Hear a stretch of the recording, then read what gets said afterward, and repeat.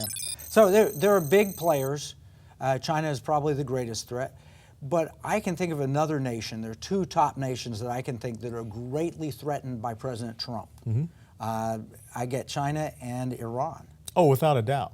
And when you look at Iran and what they are able to do, under the Obama administration, once again, Iran has been able to extend its regional hegemonic dominance because they want to create that land bridge. And they have successfully done so, coming out of Tehran, through Iraq, into Syria, and over to the Mediterranean.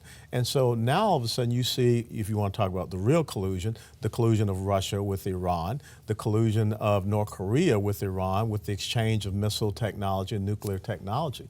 And so you have this incredible, these four horsemen of an apocalypse coming, Russia, China, Iran, and North Korea. And then, of course, you can't forget, the Islamic jihadists out there as well. Right. But that's where our focus should be, and they're all intertwined and interrelated. Well, I think the Iranians are supporting some of the Islamic jihadists. Well, they're the number one state sponsor. Hezbollah, yeah, and I also think China is working.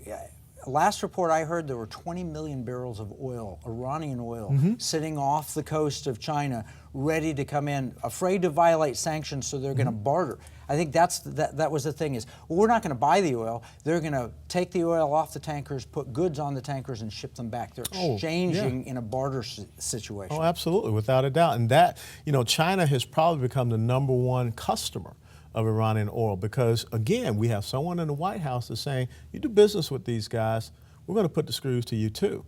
And so I think finally the Western Europeans, the old Europeans, are starting to understand that Iran is not your friend. Even though the Brits certainly are beginning to Well, you would understand hope so after the taking of their tanker. But during the Obama administration, you almost had John Kerry, the Secretary of State, running around like the Chamber of Commerce for Iran, trying to get European nations to invest into Iran. And what did they do with that money?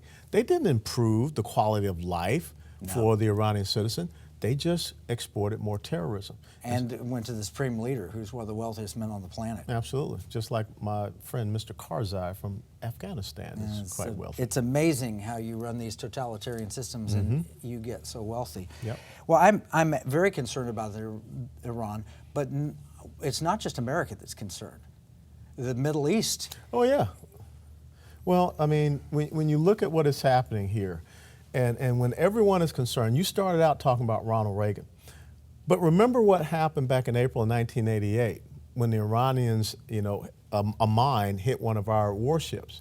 It was 4 or 5 days later, Operation Praying Mantis, and Ronald Reagan struck back. Ronald Reagan sunk, several of their ships. He attacked several of their oil platforms. And I think the message you have to send to people like Iran that only understand strength and might is you have to start degrading their military capability and capacity to do some of these things like they just did. Sure. And if we don't do that, and I think that we can do it at a multilateral